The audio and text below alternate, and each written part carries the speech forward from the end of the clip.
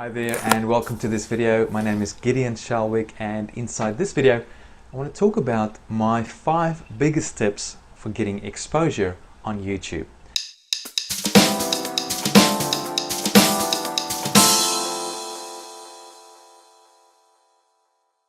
Amani channel here. This is webvideochefs.com, and in this vidcast, video podcast, whatever you want to call it, we have a special guest with us, Gideon Shalwick, who is a well-known internet video marketer who has agreed to come on Web Video Chefs and just talk to us, share some information, just have a conversation really. So I want to first of all welcome you, Gideon. Hey Amani, thanks for having me on the call. I look forward to sharing some useful information with your audience. Please just share your background. I know you're an engineer by education. Sort of share your story with us. Right. Amani, I went through probably a very similar path that most of us go through. I went through the education system. I went through school, and I went to university. I studied electronic engineering for about 4 years, and then after that degree, I was thinking, I'm not sure if I like the technical stuff all that much. It was a very tough course, and then I did an engineering management degree, so looking at the people side of that business. And while that was better, it was it allowed me to move into a field where I could deal with the people side of things, the management and the marketing side of things. And I got my first job in project management. Now, this was great. I was getting a good salary. It was a great job that I had at the time. But there were 3 things that bothered me about my life situation at that stage. Number 1 was that I didn't feel that I was truly able to express my creativity the way that I wanted to. That working in a business, for a boss or for someone else, you're always a little bit limited. You can't quite get all your creativity out there. Even though if you've got the best boss, the best company, you're always a little bit limited with your own vision.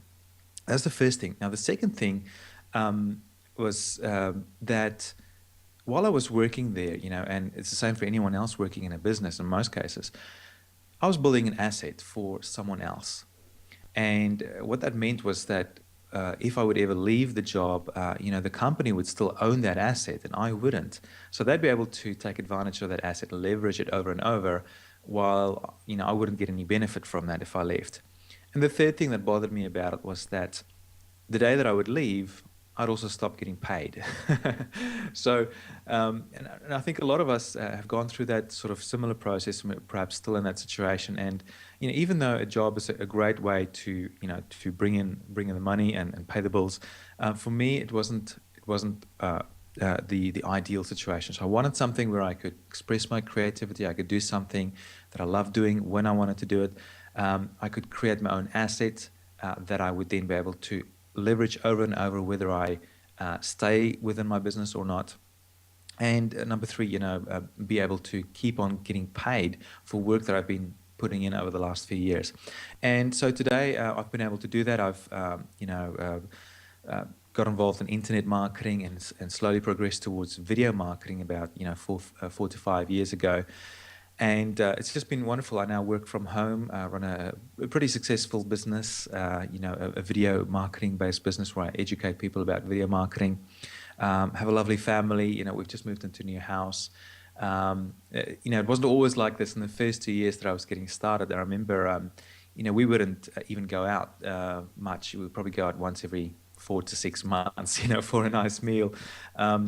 We didn't really buy any new clothes, just the essentials. We didn't have a car, so we had to walk everywhere. I'm not saying that for you to feel sorry for me during that time, because we live in a first world country here. So even though we didn't have those benefits, we still were very wealthy in comparison to many third world countries, for example. But still, compared to our peers, we had to take a step back. But it was a really good experience to prepare me for what I'm doing today. And so today it's all about video marketing, teaching people how to do that, how to grow their businesses, how to basically get views on their videos on the internet and turn those views into money and turn it into cash. So it's been a wonderful journey, but I can truly say now I've been able to build up my own asset. I can do what I love doing, and been able to build up some nice passive income as well. that comes in whether I'm here or not. So it's been a great journey. So where did the video production end come into? When did you discover that was a key? And did you receive any sort of formalized video production training to now be able to teach video marketing? And I know production is a part of your the information that you provide to your audience and your customers and clients. Sure. Well, Amani, I basically kind of fell into it. It was, or shall I say, fall into it, or pushed into it. The way that it began was my first product online was a personal development book that I wrote, and so I was selling that through my website that I had a sales page and the normal sales process for say an ebook. So I had some pretty good sales at the beginning. I had a really good joint venture partner that teamed up with me to help promote. But then after that, I didn't know how to get more traffic to my site so that I could make more sales. And if you're watching this, you'll know the importance of getting traffic to your site. Without traffic, you don't really have a business online. You need that traffic. And so I went on a journey, for about 6 months. We really didn't make much money at all because I didn't know how to get traffic. And I got this idea one day that we had this event here in Brisbane, and there were a bunch of really well-known internet marketers that came to speak. And I got this idea in my head that what if I could just interview these guys and ask them what it was that made them so successful? Perhaps I could get a glimpse into their lives and find out what it was that made them successful. But I wanted to do this differently. I wanted to do the whole thing on video. And this was, 4 to 5 years ago. I think YouTube was about a year old at that stage. And so there was nothing around about online video production, no courses, at least that I knew of. It was just so new. So in a way, I was pioneering a little bit to try and figure out how to do all this. And the technical side of it was just driving me nuts. But I did all these interviews on video. And the next stage was to get them online. So that was a really nice learning school for me. Even though I learned a lot from these marketers about how to run a successful business online, more importantly, I learned about the technical side of online video, and also the marketing side of online video. So those two things are very important. Now, today, I don't do much of my own editing anymore. I get someone else to do that for a professional video editor. But I mean, today the tools are so simple. I'm sure you teach that as well. Is that you can get away with some very affordable equipment and get your videos up really, really quickly, and get it looking pretty professional. So, but that's how I learned. I learned by really throwing myself in the deep end and just having to try everything out through a trial and error. And so that's been the journey for me. Yeah. So what would you tell a person who's looking to build traffic to their site through video? What are 3 tips that you would share with an individual who's looking to do that? Well, for traffic, I think you got to go where the people are. Where do people hang out the most when it comes to video? And by far, the biggest place where people hang out for video is YouTube. Right? They get a ton of the video traffic. I can't remember the exact stats, but it's something like between 70-80% of the video traffic they get. They're the second biggest search engine after Google. They get 3 billion views a day. I just saw that they recently submitted that 48 hours worth of video gets uploaded to YouTube every single minute. That equates to about every 60 days, about 60 years worth of video programming for the 3 major channels in America gets uploaded to YouTube. I mean, it just boggles the mind. So it's just a huge place. So if you're thinking about getting traffic to your site and you're not using YouTube as one of your strategies to drive traffic to your site, then you're really losing out on a lot of potential there. You're leaving a lot of traffic on the table. So first thing is YouTube. Go to YouTube. Think about how you can use YouTube for a strategy to help drive traffic back to your site. The second thing I think about, the second tip is to be very serious about the value that you can provide to your audience, and in particular to your audience on YouTube.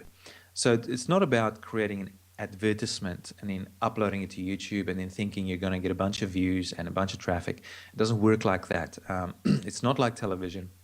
You can't just create an ad and expect people to watch your video. I mean, I'm not sure about you, Amani, but whenever I watch a program on TV, we don't even have a TV anymore because we just watch YouTube. But when I used to watch TV or a movie on television, whenever the ads came, we'd flick the channel.